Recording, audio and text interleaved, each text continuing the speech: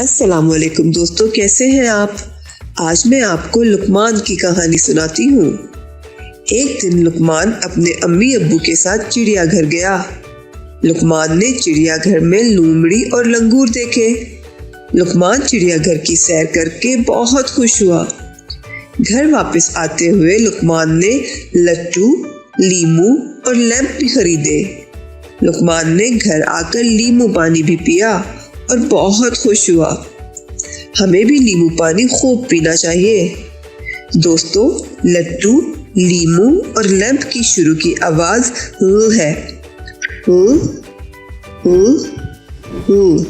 अरे ऐसे बोलो।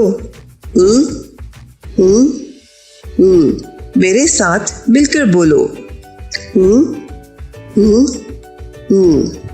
आओ कुछ पढ़ते हैं। लट्टू, लीमू, लैंप।